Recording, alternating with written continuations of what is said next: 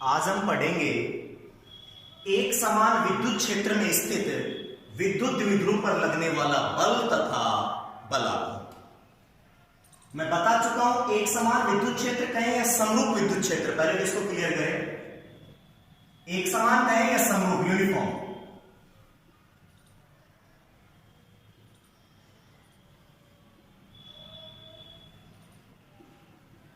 ऐसा क्षेत्र जिसमें बल रेखाओं के बीच की दूरी, बल रेखाओं के बीच की दूरी एक समान हो तथा इसके प्रत्येक बिंदु पर विद्युत क्षेत्र की तीव्रता का मान क्या होता है, एक समान। फॉर एग्जांपल ये पॉइंट लिया ए, यहां लिया बी और यहां लिया सी, तो क्या होगा ई ए बराबर ई बी बराबर ई सी। इसे बोलते हैं एक समान विद्युत क्षेत्र कहें या समरूप विद्युत क्षेत्र, यूनिफॉर्म इलेक्ट्रिक फील्ड। ओके, यानी ऐसा क्षेत्र जिसमें बल रेखाओं के बीच की दूरी क्या होती है, एक समान। इसके प्रत्येक बिंदु पर, चाहे कहीं बिंदु ले लें, प्रत्येक बिंदु पर इंटेंसिटी ऑफ इलेक्ट्रिक फील्ड का मान क्या होता है, एक समान। इसे बोलते हैं समरूप या एक समान।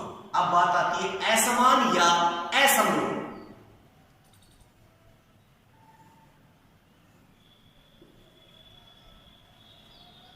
बिंदु ए और बिंदु बी और ये लिया बिंदु सी।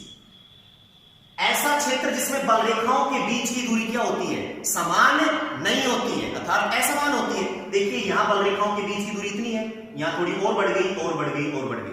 तो मैंने बताया था इस बात को कि जहां बल रेखाएं पास पास होती है वहां पर विद्युत क्षेत्र प्रबल होता है। तो यहां पर ये कंडीशन नहीं है, यानी E A not equal to E B not equal to E C, क्योंकि बल रेखाओं के बीच की दूरी समान नहीं है। अब जहां बल रेखाएं पास पास हैं, यानी मैं कह सकता हूं ई ए ग्रेटर देन ई बी और ई ए ग्रेटर देन ई सी भी मैं कह सकता हूं। बल रेखाएं जहां पास पास होती है वहां पर विद्युत क्षेत्र प्रबल होता है, बल रेखाएं जहां दूर दूर होती है वहां पर विद्युत क्षेत्र दुर्बल होता है। तो इसकी अगर डेफिनेशन देने की बात करें तो ऐसा क्षेत्र जहां पर विद्युत बल रेखाओं के बीच की दूरी एक समान नहीं होती है तथा इसके अलग अलग बिंदुओं पर विद्युत क्षेत्र की तीव्रता का मान अलग अलग होता है, इसे बोलते हैं असमान विद्युत क्षेत्र या असमरूप विद्युत क्षेत्र, non uniform electric field. Okay, दो पॉइंट क्लियर हुए। पहले एक समान कहें या समरूप कहें और दूसरा असमान कहें या असमरूप कहें। ये बार बार आएगा, चुंबकीय क्षेत्र में भी आएगा। एक समान चुंबकीय क्षेत्र, असमान चुंबकीय क्षेत्र, समरूप चुंबकीय क्षेत्र और असमरूप चुंबकीय क्षेत्र। ओके, अब अपनी हेडिंग पर चलते हैं।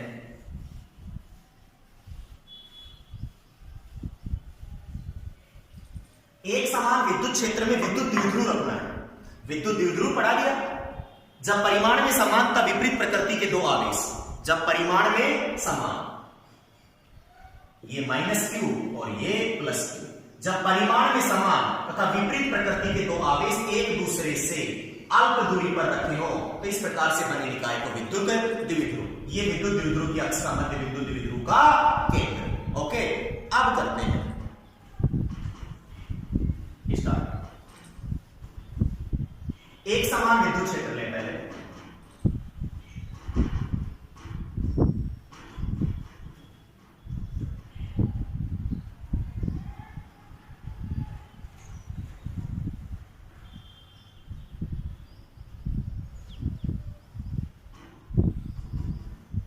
एक समान विद्युत क्षेत्र ई वैल्यू, बल रेखाओं के बीच गैप समान है, यानी प्रत्येक बिंदु पर विद्युत क्षेत्र की तीव्रता का मान क्या होगा, एक समान। यहां जितना इलेक्ट्रिक फील्ड होगा उतना ही यहां होगा, उतना ही यहां होगा, उतना ही यहां, उतना ही यहां। एक समान लीजिए। अब इसमें रखना है विद्युत द्विध्रुव। विद्युत द्विध्रुव देखिए,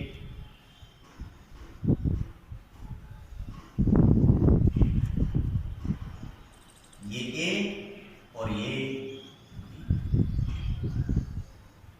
किस एंगल पर, थीटा एंगल। थीटा एंगल पर यहां रखा माइनस क्यू चार्ज और यहां रखा प्लस, और दोनों आवेशों के बीच की दूरी ये क्या होगी, कंप्लीटली 2l। यहां से यहां तक ये 2l, दोनों आवेशों के बीच की दूरी 2l रख दिया। अब देखिए क्या होगा, ये छोटी छोटी बातें आपने सब पढ़ रखी है पिछले लेक्चरों में। देखिए क्या होगा, जब किसी आवेश को विद्युत क्षेत्र में रखा जाता है तो बल का अनुभव करता है। पढ़ा था विद्युत क्षेत्र की तीव्रता E वेक्टर बराबर F vector upon Q not. याद आ रहा कि ये बात ही बताई थी। यहां से यदि हम बात करें E वेक्टर बराबर F vector upon plus Q charge है तो क्रॉस मल्टीप्लाई किया तो F वेक्टर बराबर Q into E vector, only E के ऊपर वेक्टर आवेश वाली राशि। यहां पर कोई साइन नहीं तो प्लस साइन है। ये इस बात को इंगित करता है कि धनावेश पर बल लगता है विद्युत क्षेत्र की दिशा में। अगर ये होता है नेगेटिव चार्ज तो यहां पर क्या आता, E वेक्टर बराबर F vector upon minus Q, cross multiply किया तो F वेक्टर बराबर minus Q into E vector. ये नेगेटिव से ये रिप्रेजेंट करता है कि ऋणात्मक आवेश पर बल लगता है विद्युत क्षेत्र की दिशा के विपरीत, विद्युत क्षेत्र की दिशा के विपरीत। ये सब बातें हम पहले कर चुके हैं। तो जब किसी आवेश को विद्युत क्षेत्र में रखा जाएगा तो उस पर बल लगेगा, धनावेश पर बल लगेगा विद्युत क्षेत्र की दिशा में और ऋणावेश पर बल लगेगा विद्युत क्षेत्र की विपरीत दिशा में। तो इलेक्ट्रिक फील्ड यहां पर सभी जगह की है, तो बोलिए विद्युत क्षेत्र की दिशा में इधर बल लगेगा कितना, हम नाम दे दें F1 वेक्टर बराबर Q into E vector, Q into E vector. आप मैग्नीट्यूड भी ले सकते हैं, F1 बराबर Q। ओके, इसी प्रकार E विद्युत क्षेत्र में माइनस Q चार्ज रखा है जो कि A बिंदु पर है, तो इस पर फोर्स किधर लगेगा, विद्युत क्षेत्र की दिशा इधर, तो इस पर फोर्स लगेगा विद्युत क्षेत्र की दिशा के विपरीत इधर। और कितना, F2 वेक्टर बराबर minus Q into E vector. Confuse नहीं होने का, कोई लिखता है इधर भी Q और इधर भी Q, इधर भी Q, एक ही बात तो मैग्नीट्यूड के रूप में लिखता है केवल।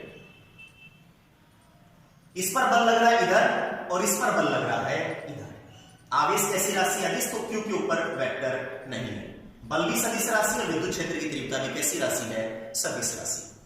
तो देखिए क्या होगा, ये दोनों बल F1 और F2 परिमाण में तो क्या है समान, लेकिन दिशा में क्या है विपरीत। एक इधर लग रहा है और एक इधर लग रहा है। ये दोनों बल परिमाण में समान तथा दिशा में विपरीत होने के कारण एक दूसरे को निरस्त कर देते हैं।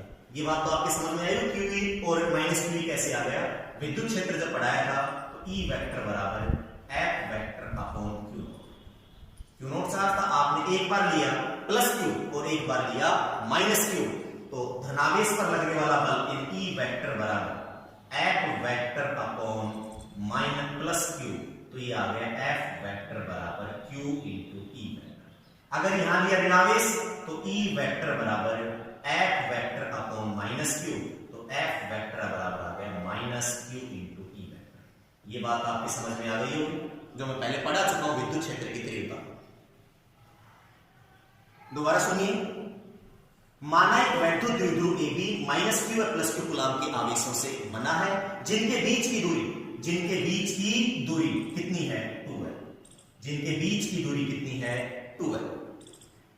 विद्युत द्विध्रुव विद्युत क्षेत्र की दिशा से कितने कोण पर रखा है, थीटा कोण। विद्युत क्षेत्र की दिशा से कितने कोण पर रखा है, थीटा कोण पर रखा है। बोलिए P वेक्टर की डायरेक्शन इधर से किधर होगी, P वेक्टर की डायरेक्शन नेगेटिव से पॉजिटिव की ओर, तो इस तरफ होगा ये P वेक्टर। क्या होगा, P वेक्टर नेगेटिव से पॉजिटिव की ओर। प्लस Q आवेश पर विद्युत क्षेत्र E के कारण लगने वाला बल F1 बराबर यानी Q E वेक्टर तथा माइनस Q आवेश पर विद्युत क्षेत्र E के कारण, एक समान विद्युत क्षेत्र है, विद्युत क्षेत्र E के कारण बल लगता है माइनस Q E वेक्टर। ये दोनों बल परिमाण में समान तथा दिशा में विपरीत होने के कारण एक दूसरे को निरस्त कर देते हैं। तो बोलिए क्या होगा, हेडिंग है लगने वाला बल, उसके बाद में चर्चा करेंगे बलात्मक बल, यानी F नेट वेक्टर बराबर F1 vector plus F2 vector. कई बच्चे कंफ्यूज होते हैं इसमें, यहां लिखा होता है QE और यहां भी लिखा होता है QE, कोई दिक्कत नहीं है। तो फिर हम क्या करते हैं, या की कंडीशन लगाते, या जब दोनों के मध्य एंगल कितने डिग्री है 180 डिग्री, तो ये आता है F नेट बराबर √f1 square plus f2 square plus 2f1 f2 cos 180 degree, cos 180 degree. फिर आता है f नेट बराबर f1 माइनस f2। ओके, अपने पास डायरेक्ट वेक्टर फॉर्म में वैल्यू अवेलेबल है, तो क्यों ना वेक्टर फॉर्म में ही वैल्यू डाल दी जाए। f नेट वेक्टर बराबर f1 q into E vector plus minus, एक second, plus minus q into E vector, plus minus क्या हो गया, माइनस f नेट वेक्टर बराबर q E vector minus q E vector, cancel, तो f net is equal to 0, f net is equal to 0। यदि आप यहां पर भी q ई दिखाते, यहां पर भी q ई दिखाते, तो ये स्टेप तो आती आती, फिर या f नेट बराबर f1 माइनस f2, तो दोनों का जब मैग्नीट्यूड रखते तो वेक्टर से माइनस आ जाता है। यहां पर मैंने डायरेक्ट वेक्टर फॉर्म रख दी है, तो f नेट बराबर 0, 50% काम कंप्लीट हो चुका है। तो मेरा कहने का मतलब क्या है कि जब किसी विद्युत द्विध्रुव को एक समान यानी समरूप विद्युत क्षेत्र में रखा जाता है, तो उस पर लगने वाले बल का मान कितना होता है, शून्य, जो यहां प्रदर्शित कर दिया। ओके, अब हम बात करते हैं कि ये दोनों बल परिमाण में समान है, इसका भी मैग्नीट्यूड कितना है QE और इसका भी मैग्नीट्यूड कितना है QE। ये दोनों बल परिमाण में समान, परंतु बलों की क्रिया, लाइन ऑफ एक्शन, बलों की क्रिया रेखा भिन्न भिन्न होने के कारण है। देखिए, एक बल लग रहा है इधर और एक लग रहा है इधर। मेरा कहने का मतलब एक बल लग रहा है इधर और एक बल लग रहा है इधर। इसका मतलब लाइन ऑफ एक्शन सेम कब होता, जब एक बल लगता इधर और एक बल लगता इधर, तो लाइन ऑफ एक्शन क्या हो गया, एक। परंतु बलों की क्रिया रेखा भिन्न भिन्न क्यों है, ये बल तो लग रहा है इधर और ये नीचे वाला बल लग रहा है इधर, यानी लाइन ऑफ एक्शन क्या हो गया, डिफरेंट, अलग अलग। ये दोनों बल परिमाण में समान परंतु दिशा में विपरीत होने के कारण, परंतु दिशा में विपरीत होने के कारण विद्युत द्विध्रुव पर एक बल युग्म आरोपित करते हैं, एक बल युग्म आरोपित करते हैं। ये दोनों बल यानी बल युग्म, बल का जोड़ा F1 लग रहा है इधर, ये तो F1 लग रहा है इधर और F2 लग रहा है इधर, तो शायद ये ऐसे रोटेट होगा, अरे होगा कि नहीं होगा, ऐसे रोटेट यानी गति करेगा। दोनों बलों के परिमाण समान परंतु बलों की क्रिया रेखा अलग अलग होने के कारण विद्युत द्विध्रुव पर एक बलयुग्म आरोपित होता है या बलयुग्म लगता है, जो विद्युत द्विध्रुव को, बलयुग्म यानी बल का जोड़ा F1 और F2, जो विद्युत द्विध्रुव को विद्युत क्षेत्र की दिशा में लाने का प्रयास करता है। अरे भाई, ये ऐसे है, इधर फोर्स लग रहा है और एक इधर फोर्स लग रहा है, तो ये क्या करेंगे, F1 और F2 विद्युत द्विध्रुव को विद्युत क्षेत्र की दिशा में संरेखित करने का या लाने का क्या करते हैं, प्रयास करते हैं। अतः विद्युत द्विध्रुव पर लगने वाला, अतः विद्युत द्विध्रुव पर लगने वाला, अतः विद्युत द्विध्रुव पर, विद्युत द्विध्रुव पर लगने वाला बलाघूर्ण, बलाघूर्ण, बलाघूर्ण आपने पढ़ा होगा घूर्णन गति पाठ में, पिछली क्लास में। बलाघूर्ण को रिप्रेजेंट करते हैं टॉ से, यानी बलाघूर्ण बराबर किसी एक बल का परिमाण, किसी एक बल का, किसी एक बल का परिमाण मल्टीप्लाई उन दोनों बलों के बीच की दूरी, नहीं, उन दोनों बलों के क्रिया रेखा के बीच की लंबवत दूरी, दोनों बलों के क्रिया रेखा के बीच की परपेंडिकुलर डिस्टेंस, लंबवत दूरी। कौन सी दूरी, लंबवत दूरी। यदि हम बात करें केवल दूरी, दूरी तो 12 हो जाती, नहीं, लंबवत दूरी, परपेंडिकुलर, यानी एक फोर्स लग रहा है इधर और एक फोर्स लग रहा है इधर, बलों की क्रिया रेखा अलग अलग हो गई, तो कौन सी डिस्टेंस है, परपेंडिकुलर डिस्टेंस, यानी ये परपेंडिकुलर डिस्टेंस, लंबवत दूरी। अगर ड्रॉ करें यहां पर,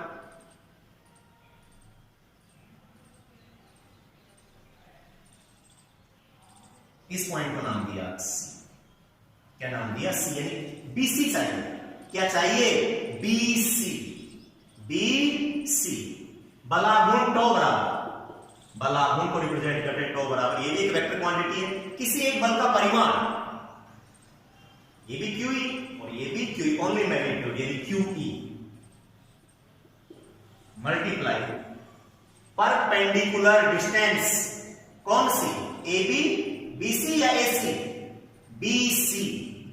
एक बल लग रहा है इधर और एक बल लग रहा है इधर, ये परपेंडिकुलर डिस्टेंस, लंबवत दूरी यानी BC। BC। अब बात आती है BC को कैसे कैलकुलेट किया जाए। मैं आपको एक सेकंड मेथड बताऊंगा इसका कि ये डेरिवेशन दूसरे तरीके से कैसे निकल सकती है। BC चाहिए, ये एंगल थीटा, ये एक लाइन है, इसको समांतर लाइन काटी तो सारे एंगल थीटा होंगे, ये भी थीटा, ये भी थीटा और ये भी थीटा, ये भी थीटा। ऐसा हम क्यों कर रहे हैं? क्योंकि अपने को ट्रिग्नोमेट्रिक फंक्शन लगा के BC फाइंड आउट करना है।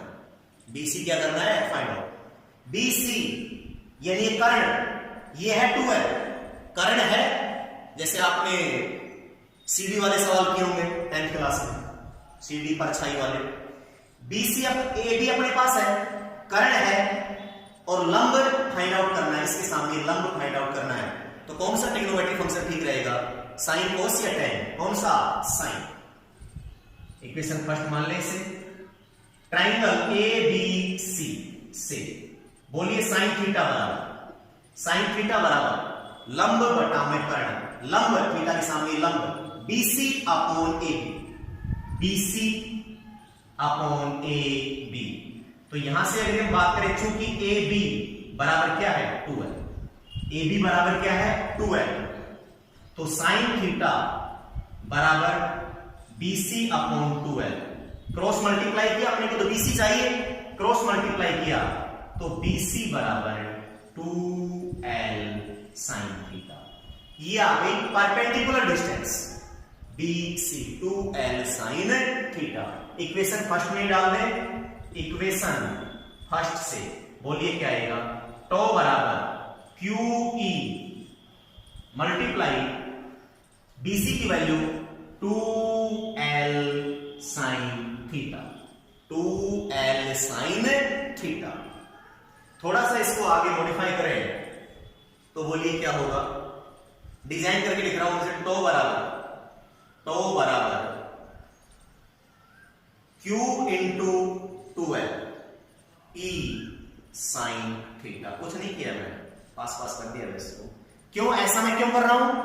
विद्युत द्विध्रुव आघूर्ण P बराबर Q इंटू 2L, P की फॉर्म में लिखने के लिए, चूंकि P बराबर Q इंटू 2L, तो बोलिए क्या आया? टो बराबर PE साइन थीटा। टो बराबर आया रिजल्ट PE साइन थीटा। टो क्या है? बलाघूर्ण, P द्विध्रुव आघूर्ण, P बराबर Q इंटू 2L, E विद्युत क्षेत्र की तीव्रता। अब बात आती है थीटा। थीटा क्या है? थीटा है P वेक्टर व E वेक्टर के बीच का कोण। P वेक्टर नेगेटिव से पॉजिटिव, P वेक्टर व E वेक्टर के बीच का कोण है थीटा। P वेक्टर व E वेक्टर के बीच का कोण है, P वेक्टर व E वेक्टर के बीच का कोण है। अब बात आती है, कई बार पूछ लिया जाता है कि विद्युत द्विध्रुव जब एक समान या समरूप विद्युत क्षेत्र में रखा तो इस पर बल क्या है? 0। बल करवाता है रेखीय गति, बल करवाता है रेखीय गति, लीनियर मोशन, जबकि बलाघूर्ण करवाता है घूर्णन गति। तो बात आ जाए कि एक समान विद्युत क्षेत्र में रखे विद्युत द्विध्रुव पर लगने वाला बल ऑलवेज 0, ऑलवेज 0। बलाघूर्ण की वैल्यू टो बराबर PE साइन थीटा। बलाघूर्ण 0 हो सकता है, मे 0 हो सकता है, वही बताएंगे स्पेशल केसेस। तो बल जब 0 है, रेखीय गति नहीं होगी। यहां पर है तो ये, अगर हम बात करें इस O को, इसका अक्ष का मध्य बिंदु O, इस O के परितः, इसको मान ले सेंटर ऑफ मास, इसके परितः ये घूर्णन गति करेगा। क्या करेगा? घूर्णन गति करेगा। सेंटर ऑफ मास अगर माने O को, इसके परितः गुणन गति करेगा, क्योंकि बल की वैल्यू क्या है 0, बल आघूर्ण लग रहा है केवल, τ बराबर PE sin थीटा। तो सुनिएगा, जब किसी विद्युत द्विध्रुव को एक समान कहीं या समरूप विद्युत क्षेत्र में रखा जाए तो वह किस प्रकार की गति करेगा, किस प्रकार की गति करेगा। सोचिए, ए केवल रेखीय गति, स्मॉल बी केवल घूर्णन गति, केवल घूर्णन गति, स्मॉल सी ए व बी दोनों, और डी इनमें से कोई नहीं। Which option is correct? केवल घूर्णन गति, केवल घूर्णन गति करेगा, केवल घूर्णन गति करेगा जब विद्युत द्विध्रुव को एक समान या समरूप विद्युत क्षेत्र में रखा जाएगा तो वह केवल घूर्णन गति करेगा। क्यों? रेखीय गति क्यों नहीं करेगा? क्योंकि बल की वैल्यू कितनी आ रही है? Always zero, always, always zero, always zero. तो यह घूर्णन गति करेगा, रेखीय गति नहीं करेगा, केवल घूर्णन गति, केवल घूर्णन गति। नोट कर लीजिए।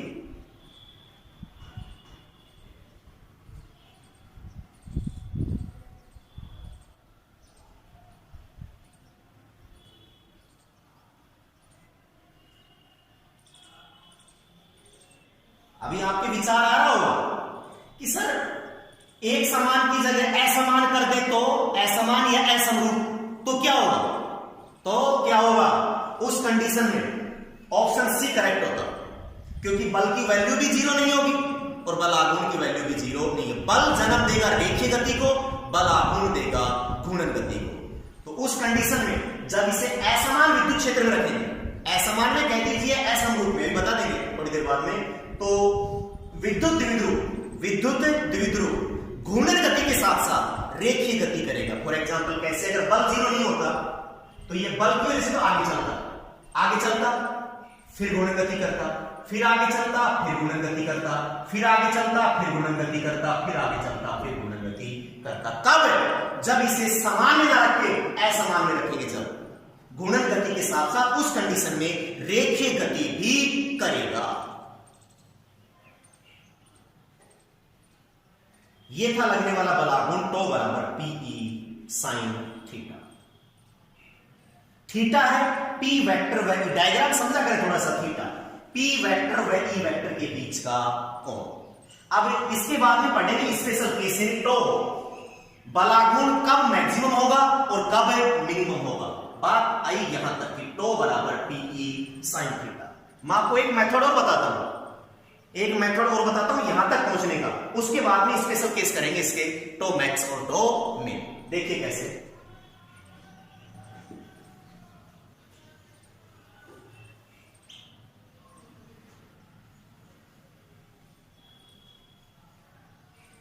बल की वैल्यू हो गई ऑलवेज जीरो, इसमें तो कोई समस्या होगी। अब बात आती है τ बराबर P sin थीटा को एक अलग मेथड से निकालो, रिजल्ट ये आएगा τ बराबर PE sin थीटा। देखिए कैसे, तरीके आपको आनी चाहिए।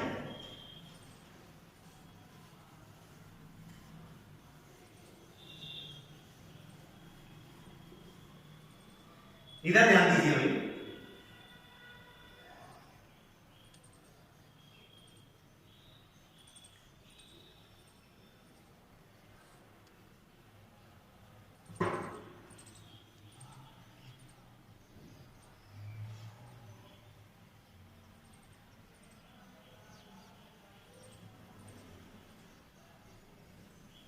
इसको सेंटर मान लें O, द्विध्रुव की अक्ष AB का मध्य बिंदु। इधर भी कितना बच गया L, इधर भी कितना बच गया ये L, और इधर भी कितना बच गया ये L। यहां से यहां तक ये भी L और ये भी L। एक विद्युत द्विध्रुव है जो -q व +q कूलाम के आवेशों से बना है, जो विद्युत क्षेत्र E से थीटा कोण पर रखा है, थीटा कोण पर रखा है।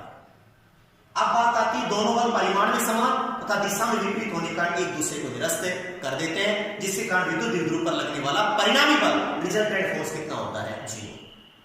ओके, यहां तक कोई दिक्कत नहीं होनी चाहिए। अब बात आती है कि ये दोनों बल परिमाण में तो समान है, क्यू क्यू, परंतु बलों की क्रिया रेखा अलग अलग होने के कारण अगर ऐसे होते एक लगता इधर और एक लगता इधर, तो ये तो इनकी लाइन ऑफ एक्शन क्या हो गई एक, जबकि यहां ऐसा नहीं, F1 लग रहा है इधर और F2 लग रहा है इधर, तो बलों की क्रिया रेखा अलग अलग होने के कारण विद्युत द्विध्रुव पर एक बल युग्म कार्य करता है, जो विद्युत द्विध्रुव को विद्युत क्षेत्र की दिशा में लाने का प्रयास करता है, संरेखित करने का प्रयास। इधर फोर्स लगेगा तो ये हिस्सा इधर आएगा और इधर लगेगा तो ये हिस्सा इधर आएगा, यानी इसको इस कंडीशन में लाने का प्रयास, विद्युत क्षेत्र की दिशा में लाने का प्रयास करता है। यानी E क्या कर रहा है, E P वेक्टर को अपनी दिशा में संरेखित करने का प्रयास कर रहा है कि P मेरी दिशा में आ जाओ इधर, P वेक्टर है ये और E वेक्टर है ये, फोर्स लग रहा है इधर तो ये इधर आएगा और ये इधर जाएगा, यानी कि विद्युत क्षेत्र P वेक्टर को अपनी दिशा में लाने का प्रयास करता है, विद्युत द्विध्रुव पर लगने वाला बल। अब बॉडी क्या करेगी, यानी विद्युत द्विध्रुव क्या करेगा, यदि मैं O को मानूं centre of mass, O point को क्या मानूं सेंटर ऑफ मास, C द्रव्यमान केंद्र, पढ़ा होगा आपने किसी वस्तु का द्रव्यमान केंद्र वह बिंदु होता है जहां पर उसके समस्त द्रव्यमान को केंद्रित माना जा सकता है, द्रव्यमान केंद्र कहलाता है। अब इसके परितः अगर ये आपका विद्युत द्विध्रुव है तो इसके परितः ये O पॉइंट है, इसके परितः ये ऐसे रोटेट करेगा, क्या करेगा, ऐसे रोटेट करेगा, तो बलाघूर्ण टो बराबर फोर्स, चाहे F1 ले लो और चाहे मान लीजिए यहां पर अगर हम बात करें F1 और F2 दोनों के परिमाण समान ही नहीं, F1 ओब्लिक F2 परिमाण multiply perpendicular distance, perpendicular distance, यहां पर केवल यदि हम बात करें ओनली F1 की बात कर ले, अलग अलग निकाल रहा हूं, F1 और F1 की वैल्यू रख देंगे अगले स्टेप में, F1 मल्टीप्लाई परपेंडिकुलर डिस्टेंस, या पहले अगर स्टार्टिंग में बात करें तो ओनली F ही रहने दीजिए, नेट फोर्स,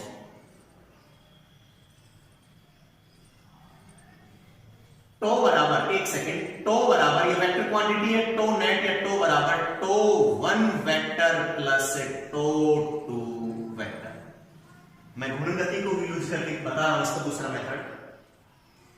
यहां से भी हम बात करें तो इस फोर्स की ये परपेंडिकुलर डिस्टेंस होगी सेंटर ऑफ मास,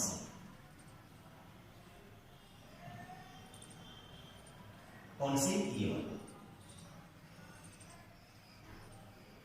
ये यहां से क्या होगी, परपेंडिकुलर डिस्टेंस, बोलिए कितनी होगी, ये L है तो इस L को कंपोनेंट में तोड़ लें, घटकों में, L है इसका ये एंगल थीटा है, तो बोलिए ये घटक कौन सा हो गया, L cos theta, L cos theta, और इसका वर्टिकल कंपोनेंट इधर क्या हो गया, ये L sin थीटा, इसी के बराबर होगा। अरे भाई इसका ये कंपोनेंट लोगे ना, ये L sin थीटा, तो ये साइड इस साइड के बराबर है, तो ये कितना आ गया, L sin थीटा, इतना यहां से यहां तक, यहां से यहां तक का। इसी प्रकार ये F2, इसकी परपेंडिकुलर डिस्टेंस कौन सी आएगी, ये यहां पर यदि हम बात करें ये L, ये क्या है L, इसकी परपेंडिकुलर डिस्टेंस बात करें, ये कोण थीटा, तो ये कोण भी क्या हो गया, थीटा, ये कोण भी क्या हो गया, थीटा, थीटा, ये L है तो ये क्या होगा, वही L cos थीटा, और ये क्या होगा, L sin theta, L sin theta. बल गुणा बलों की क्रिया रेखा के बीच की लंबवत दूरी, यदि हम बात करें टो वेक्टर बराबर, टो वेक्टर बराबर यहां से F1 यानी QE into perpendicular distance L sin theta, plus इसी प्रकार से QE into L sin theta, QE into L sin theta, तो क्या आएगा, टो वेक्टर बराबर 2QEL sin theta, QEL sin theta plus QEL sin theta, यहां से यदि हम बात करें, ध्यान दीजिएगा थोड़ा सा, ये इसे रोटेट करवा रहा है इस तरफ और ये भी इसे रोटेट करवा रहा है इस तरफ, यानी क्लॉकवाइज। कैसा? क्लॉकवाइज। ये भी क्या है? CW क्लॉकवाइज और ये भी क्या है? क्लॉकवाइज। क्या है? क्लॉकवाइज। जब दोनों ये क्लॉकवाइज है तभी तो यहां पर वेक्टर हटा के क्या कर दिया? τ1 प्लस τ2। इसी की अगली स्टेप यहां की τ बराबर τ1 प्लस τ2। क्यों? ये भी बलागुण लग रहा है क्लॉकवाइज। क्या लग रहा है? क्लॉकवाइज ऐसे, और ये भी क्या लग रहा है? क्लॉकवाइज। ये ऐसे, ये इसको ला रहा है इधर और ये इसको ला रहा है इधर, दोनों क्लॉकवाइज है, दोनों की डायरेक्शन सेम है। वेक्टर फॉर्म हटाया, वेक्टर फॉर्म हटाया, उसके बाद में आ गया τ बराबर τ1 प्लस τ2। τ1 बल मल्टीप्लाई यहां पर सेंटर ऑफ मास से डिस्टेंस L साइन थीटा। इसी को अगली स्टेप में लिखें तो τ बराबर Q into 2L E sine theta, और चूंकि P बराबर Q इंटू 2L तो τ बराबर आ गया PE साइन थीटा। आ गया वही रिजल्ट? अरे आ गया। इस सेकंड मेथड से था τ बराबर PE साइन थीटा। CW मतलब क्लॉकवाइज, ये इधर लग रहा है और ये भी इधर लग रहा है, ऐसे रोटेट करवा रहे हैं तो ये इधर जा रहा है और ये इधर जा रहा है, दोनों क्लॉकवाइज है। अगर एक क्लॉकवाइज होता है एक एंटी क्लॉकवाइज तो τ बराबर हो जाता τ1 माइनस τ2 या τ2 माइनस τ1। ओके, तो τ बराबर आ गया PE साइन थीटा। वही थीटा, थीटा क्या है? P वेक्टर व E वेक्टर के बीच का कोण। अब बात आती है वेक्टर फॉर्म, ध्यान समझना। वेक्टर फॉर्म कंफर्म है, आपने पढ़ा होगा A vector cross B vector बराबर होता है AB sine theta into small n का, जो एकांक सदिश होता है। इसका मतलब हम कह सकते हैं कि 100% ये P और E का सदिश गुणनफल है या अदिश गुणनफल? सदिश गुणनफल। क्यों? क्योंकि साइन है ना कि कोस। अगर यहां कोस होता तो उसमें क्या आता? Scalar product A vector dot B vector बराबर AB कोस थीटा, अदिश गुणनफल, अदिश गुणनफल। अब बात आती है क्या होता है कि A vector dot B vector बराबर होता है B vector dot A vector, but A vector cross B vector not equal to B vector cross A vector. हाँ, कह सकते हैं A vector cross B vector, अगर बराबर करना है तो माइनस चिन्ह आ जाएगा बाहर, B vector cross A vector, लेकिन आपस में बराबर नहीं है। जबकि सदिश गुणनफल में A vector dot B vector बराबर B vector dot A vector. अब यहां बात आती है कि P क्रॉस E करें, इधर ध्यान दीजिए, τ वेक्टर बराबर P क्रॉस E करें, बच्चों के सामने समस्या होती है, या τ वेक्टर बराबर E क्रॉस P करें, क्योंकि जब खोलेंगे तो यही आएगा P sine theta A sine theta. अब ये ले या ये ले, वेक्टर फॉर्म, इधर ध्यान दें, ये है इलेक्ट्रिक फील्ड की डायरेक्शन। क्या है? इलेक्ट्रिक फील्ड की डायरेक्शन। और नेगेटिव से पॉजिटिव ये क्या है? P वेक्टर की डायरेक्शन। क्या है? P वेक्टर की डायरेक्शन। और क्लॉकवाइज बलागुण लग रहा है टॉर्क इधर क्लॉकवाइज, और ये एंगल क्या है? थीटा। एंगल क्या है? थीटा। यानी यहां स्क्रू रखकर, स्क्रू रूल से यहां इसे यदि ऐसे घुमाएं क्लॉकवाइज, जैसे क्या लग रहा है? बलागुण क्लॉकवाइज, यानी इधर से इधर, तो क्या आएगा? P cross E, P cross E। Okay, अब बात करते हैं, अगर हम घुमाएं इधर से इधर, तो आएगा E क्रॉस P। ऐसे घुमाया जब तो आया P vector cross E vector, और ऐसे किया तो आया E vector cross P vector. अब देखना है इन दोनों में डायरेक्शन, बलागुण की डायरेक्शन से कौन सी मैच खाती है। तो देखिए, जब हमें रोटेट करवा रहे थे इधर से इधर ऐसे, यानी ये, तो टॉर्क भी तो इधर ही लग रहा है, टॉर्क भी तो इधर लग रहा है ऐसे, यानी क्लॉकवाइज, और ये भी क्या क्लॉकवाइज, और ये भी क्या क्लॉकवाइज। तो बताइए इनमें कौन सा सही होगा? ये तो होगा सही और ये होगा गलत। तो वेक्टर फॉर्म होगी टो वेक्टर बराबर P vector cross E vector, ना कि E vector cross P vector. Okay, तो ये थी इसकी वेक्टर फॉर्म। यही हमने क्यों लिया? क्योंकि ये डायरेक्शन टॉर्क की डायरेक्शन से मैच खा रही है। ओके, ये था सेकंड मेथड जिसकी सहायता से हमने ये सेंटर ऑफ मास माना इसको, CW सेंटर ऑफ मास, और यहां से परपेंडिकुलर डिस्टेंस लिए L sin थीटा। कैसे? L का घटक कंपोनेंट तोड़े, ये L cos थीटा और ये था L sin थीटा, तो यही तो इसके बराबर L sin थीटा। इसी प्रकार इसके कंपोनेंट तोड़े तो L sin थीटा, ये जोड़ा वही आ गया, रिजल्ट फाइनल वही है, टो बराबर PE sin थीटा। मैंने ये क्यों बताया? मैंने ये इसलिए बताया ताकि मैं आपको वेक्टर फॉर्म समझा सकूं कि P क्रॉस E आएगा या E क्रॉस P आएगा। CW का मतलब है क्लॉकवाइज, क्लॉकवाइज। नोट कीजिए बेटा।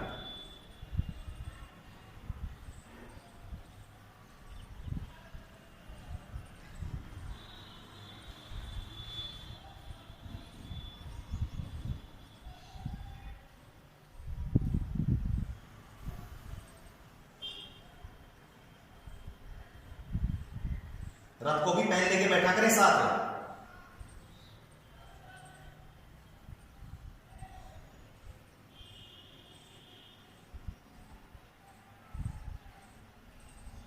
रथ कॉपी में अभ्यास करें इसका। चले आगे। अब बात आती है कि ये टो यानी बलागुण कब मैक्सिमम होगा और कब मिनिमम होगा। देखिए, थीटा समझ में आ गया? थीटा पी वेक्टर व ई वेक्टर के बीच का कोण है।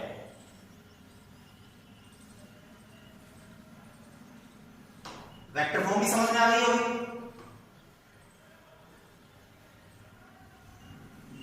अब थोड़ा सा इस रिजल्ट के साथ खेलते हैं। एक समान विद्युत क्षेत्र में विद्युत द्विध्रुव को रखा तो बलागुण, बल तो आया जीरो ऑलवेज, एक समान में समान तय या समरूप है, और बलागुण आया टो बराबर PE sin थीटा, और वेक्टर फॉर्म आई P cross E। Vector form आई इसकी P क्रॉस E। अब देखिए स्पेशल केसेस पढ़ते हैं इसके। अपने पास आया टो बराबर है PE sin थीटा, मान लें equation first. Special cases, Roman first point, जब विद्युत द्विध्रुव विद्युत क्षेत्र के समांतर या प्रति समांतर रखा हो। एक केस तो ये पढ़ेंगे, और एक केस पढ़ेंगे जब विद्युत द्विध्रुव विद्युत क्षेत्र के लंबवत रखा हो। पढ़ लेते हैं बारी बारी से। जब विद्युत द्विध्रुव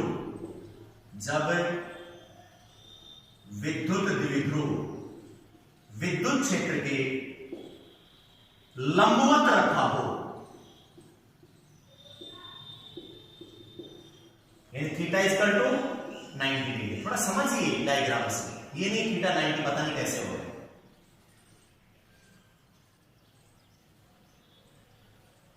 ये इलेक्ट्रिक फील्ड है एक समान, इसमें विद्युत द्विध्रुव विद्युत क्षेत्र के लंबवत रखा है, विद्युत क्षेत्र के लंबवत रखा। ये वही -q और ये +q, ये भी निकाला -q और +q, ये दोनों के बीच की दूरी क्या है 2l। तो बोलिए P वेक्टर की डायरेक्शन किधर होगी? P वेक्टर की डायरेक्शन होगी नेगेटिव से पॉजिटिव की। ये होगा P वेक्टर और ये हो गया E वेक्टर। बोलिए एंगल कितने डिग्री? 90। एंगल कितने डिग्री? 90 डिग्री। ओके, तो P वेक्टर व E वेक्टर के मध्य एंगल कितने डिग्री? 90 डिग्री। इक्वेशन फर्स्ट से टो बराबर PE, चाहो तो आप P की जगह Q into 2L लिख सकते हैं, no problem. PE sin 90 degree, और sin 90 की वैल्यू 1, तो टो मैक्सिमम इक्वल टू PE। टो maximum equal to PE। Okay, जब विद्युत द्विध्रुव विद्युत क्षेत्र के लंबवत रखा हो। कहीं पे विचार आ रहा हो, कहीं कि इस चीज का विचार आ सकता है। सर जी उल्टा कर दें तो कोई दिक्कत नहीं, जब आप इसे ऐसे करेंगे ये प्लस क्यू और ये माइनस, यहां पर डायरेक्शन क्या होगी अब पी की, ये इधर ये पी वेक्टर। जनरली एंगल ये ले लिया जाता है 90 डिग्री, दरअसल में ये 90 नहीं होता है। एंगल हमेशा लिया जाता है इलेक्ट्रिक फील्ड की पॉजिटिव डायरेक्शन से, एंगल हमेशा लिया जाता है इलेक्ट्रिक फील्ड की पॉजिटिव डायरेक्शन से, यानी 90 कहें या 270, ध्यान दीजिए पॉजिटिव डायरेक्शन से 90 90 90 180 180 और 90 270। ओके, तो टॉप मैक्सिमम बराबर पीई। जब विद्युत द्विध्रुव विद्युत क्षेत्र के लंबवत रखा तो उस पर लगने वाला बल आघूर्ण टॉप मैक्स बराबर पीई। नोट कीजिए। अब पढ़ते हैं इसका सेकंड केस।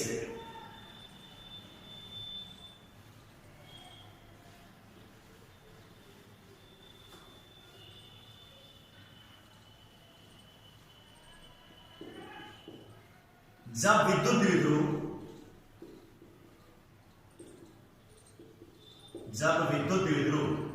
विद्युत क्षेत्र के समांतर यहां से क्वेश्चन पूछा जाता है, विद्युत क्षेत्र के समांतर या प्रति समांतर यानी एंगल 0 डिग्री और प्रति समांतर एंड यानी 180 डिग्री, प्रति समांतर रखा हो। जब विद्युत द्विध्रुव विद्युत क्षेत्र के समांतर या प्रति समांतर रखा हो तो समझिए इस बात को, दोनों ही केसों में टॉ मिनिमम आएगा 0, लेकिन देखिए कैसे।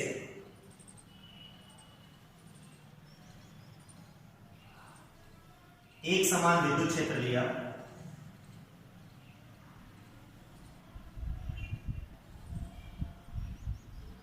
ये ई वेक्टर, और यहां पर भी लिया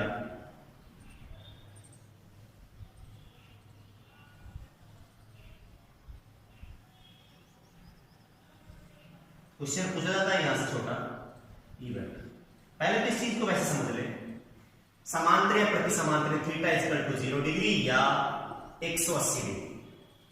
जैसे इक्वेशन फर्स्ट में रखेंगे, इक्वेशन फर्स्ट से, तो क्या आएगा, टो बराबर पीई साइन 0 कह दीजिए या साइन 180 डिग्री कह दीजिए, वैल्यू दोनों कितनी होती है 0, तो मैं साइन 0 डिग्री, तो टो मिनिमम बराबर साइन 0 की वैल्यू 0, तो टो मिनिमम बराबर है 0, लगने वाले बल आघूर्ण का मान न्यूनतम होता है। अब बात आती है दोनों केसों में चाहे 0 रखो चाहे 180 रखो, रिजल्ट कितना आता है 0, लेकिन यहां से दो प्रश्न पूछे जाते हैं, एक तो स्थायी संतुलन की अवस्था और एक अस्थायी संतुलन की अवस्था। पहले तो इन दोनों टर्म्स को क्लियर करें कि स्टेबल और अनस्टेबल ये होते क्या हैं। एक वैसे न्यूट्रल होता है,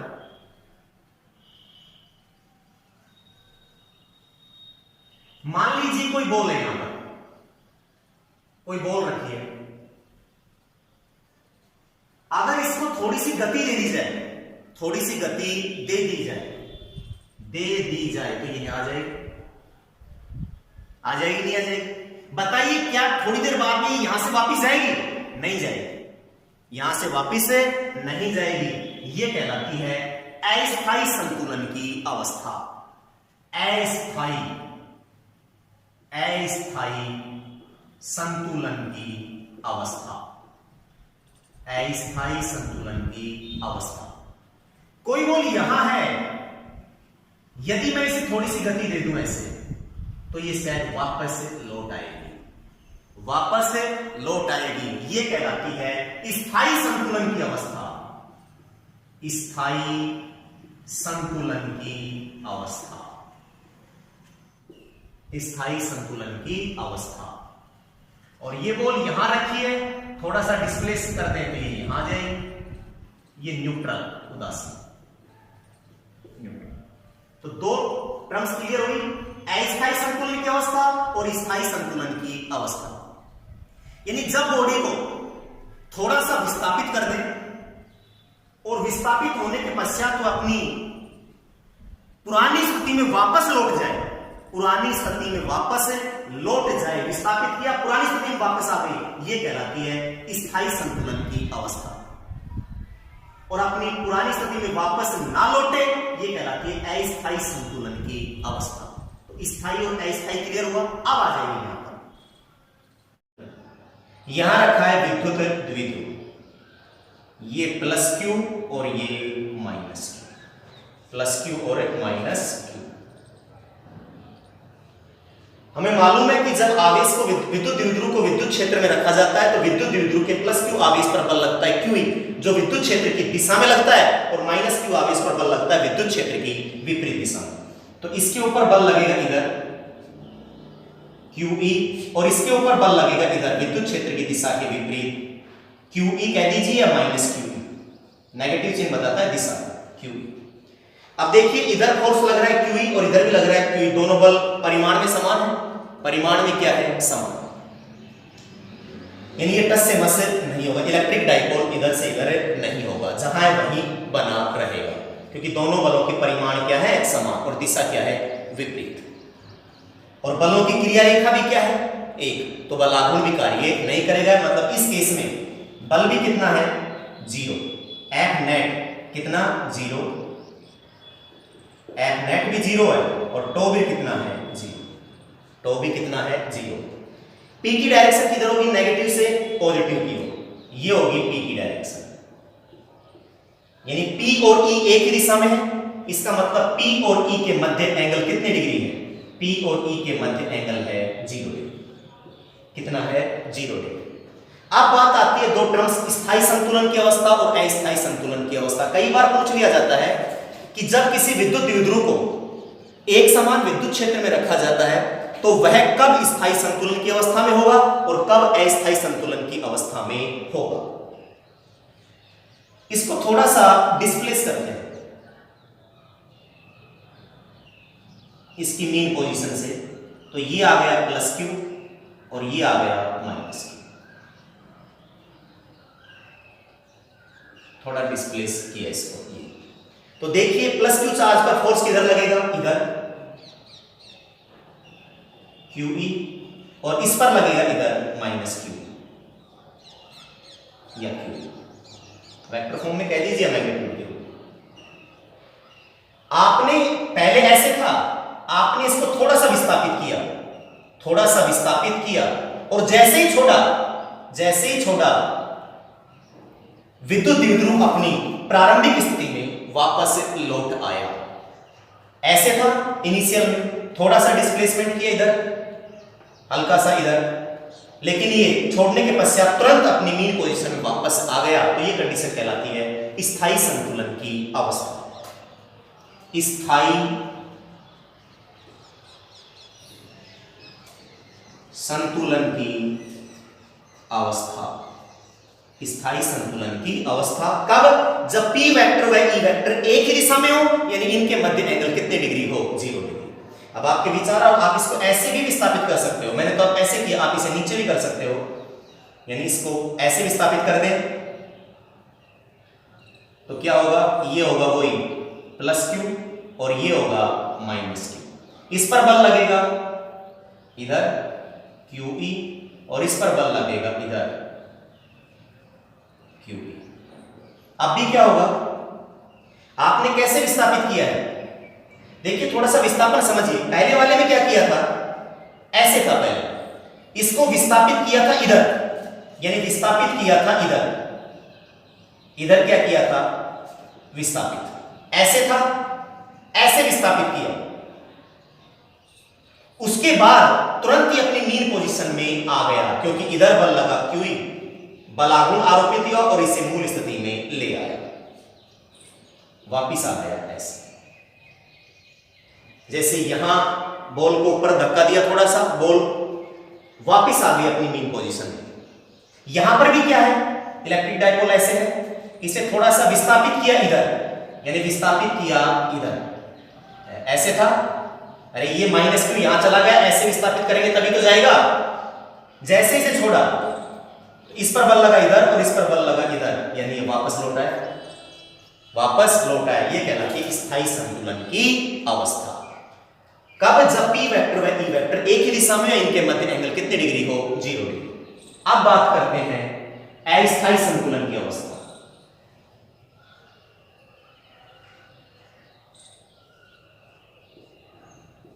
यहां पर देखिए, अगर आप इस इलेक्ट्रिक डाइपोल को ऐसे भी कर देते हो, ऐसे, तो यहां हो जाएगा प्लस और यहां हो जाएगा माइनस। इधर बल लगेगा इधर QE और इधर बल लगेगा माइनस QE, और इसे विद्युत क्षेत्र की दिशा में लाने का प्रयास। इलेक्ट्रिक फील्ड करता ही क्या है, P वेक्टर को अपनी दिशा में लाना चाहता है, P वेक्टर को अपनी दिशा में लाने का प्रयास करता है।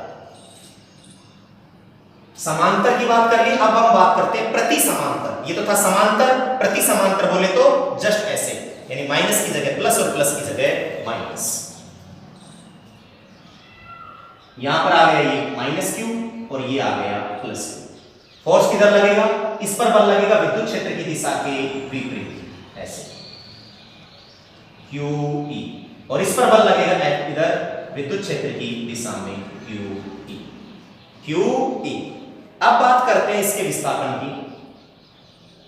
ये इसकी मीन पोजीशन होगी, इसे थोड़ा सा विस्थापित किया, ऐसे था इसको थोड़ा सा विस्थापित कर दिया, ये लीजिए, तो बोलिए क्या होगा, ये माइनस Q यहां आ जाएगा और ये प्लस Q कहां जाएगा।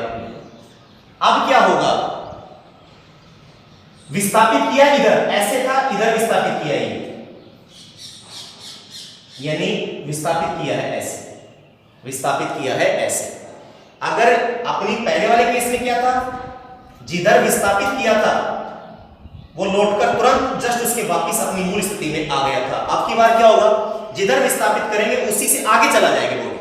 विस्थापित किया इधर तो बॉडी इधर आ गई, इधर विस्थापित किया तो इसके ऊपर फोर्स किधर लगेगा, इधर, और इसके ऊपर फोर्स किधर लगेगा, इधर, यानी इसकी तरफ टॉर्क लगेगा, बल टॉर्क इधर, जो इसको इस प्रकार संरेखित करने का प्रयास करेगा।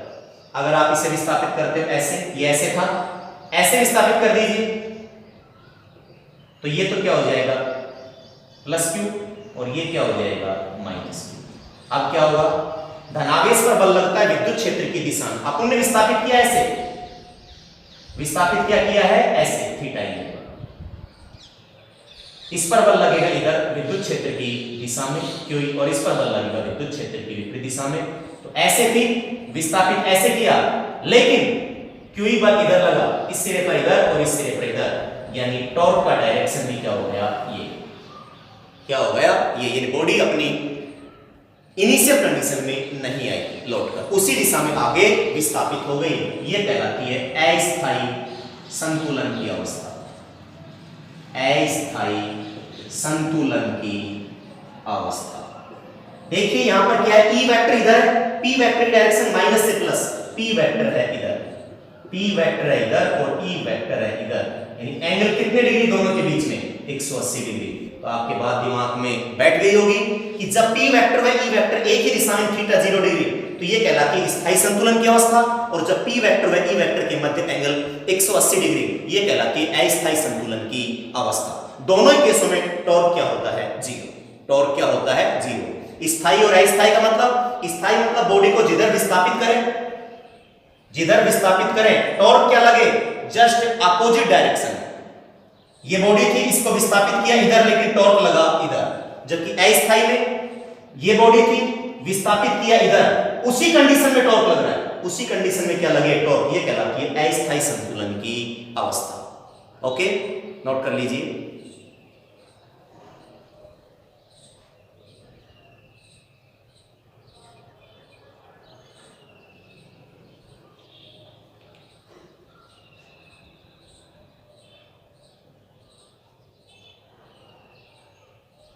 अब हम बात करें कि जब किसी विद्युत द्विध्रुव, हमने बात करी एक समान विद्युत क्षेत्र में, विद्युत क्षेत्र असमान हो तो क्या होगा।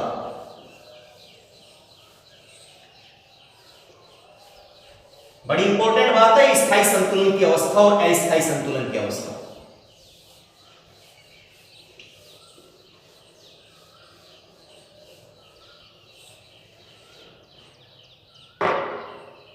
विद्युत द्विध्रुव को अपन ने एक समान विद्युत क्षेत्र में रखा, एक समान विद्युत क्षेत्र में, तो विद्युत द्विध्रुव पर लगने वाला बल, मान लीजिए प्लस Q और ये माइनस Q, इधर बल लगा QE और इधर भी बल लगा QE। F नेट आपने निकाला, F नेट बराबर QE plus minus minus QE cancel, F net बराबर 0, F नेट 0 ऑलवेज, ऑलवेज हमेशा। और बलागुण का मान आया टो बराबर PE साइन थीटा। बल देता है रेखीय गति, बलागुण करवाता है घूर्णन गति। तो शॉर्ट क्वेश्चन बना कि जब किसी विद्युत द्विध्रुव को एक समान विद्युत क्षेत्र में, एक समान कह दीजिए समरूप विद्युत क्षेत्र में रखा जाए तो वह किस प्रकार की गति करेगा? केवल घूर्णन गति करेगा, केवल घूर्णन गति, केवल घूर्णन गति, केवल घूर्णन गति, केवल घूर्णन गति। ऐसे है, इधर लग रहा है QE, इधर लग रहा है माइनस QE, तो बस केवल घूर्णन गति करेगा, केवल घूर्णन गति करेगा। अब हम बात करें यदि एक समान की जगह कर दिया जाए असमान या असमरूप तो क्या होगा? बल रेखाओं के बीच की दूरी अलग अलग, ये रखा, ये वही प्लस Q और ये माइनस Q। अब देखिए होगा क्या कि असमान में क्या होता है, अलग अलग बिंदुओं पर विद्युत क्षेत्र की तीव्रता का मान क्या होता है? अलग अलग। हम मान लें कि यहां पर विद्युत क्षेत्र की तीव्रता क्या है? E1, तो इधर बल लगेगा QE1 और इधर बल लगेगा QE2। तो अब F नेट क्या आएगा? F नेट बराबर QE1 प्लस QE1, एक सेकेंड, F नेट वेक्टर बराबर, F नेट वेक्टर बराबर F1 vector plus F2 vector, F net बराबर F1 माइनस F2 या F2 माइनस F1, यानी QE1 माइनस QE2। हमें नहीं पता कौन सा बड़ा है, वो डिपेंड करेगा कि E1 बड़ा है या E2। हमने केस लिया है कि जब E1 बड़ा है किससे? E2 से। E1 बड़ा है किससे? E2 से, माना है, सपोज किया है। अगर E2 बड़ा होता दिया आता QE2 माइनस QE1, तो Q कॉमन लिया, F नेट बराबर Q कॉमन लिया, क्या आता है? E1 minus E2। Condition apply करें, इफ E1 बराबर E2 तो समरूप हो जाएगा, यानी cancel, Q multiply 0 then F net is equal to 0। कब? जब विद्युत क्षेत्र इन दोनों बिंदुओं पर क्या हो? समान। हो भी सकता है, हो भी सकता है। तो इस कंडीशन में F नेट की वैल्यू, F नेट यानी बल का मान 0 नहीं और बलागुण का मान भी वही टो बराबर PE साइन थीटा।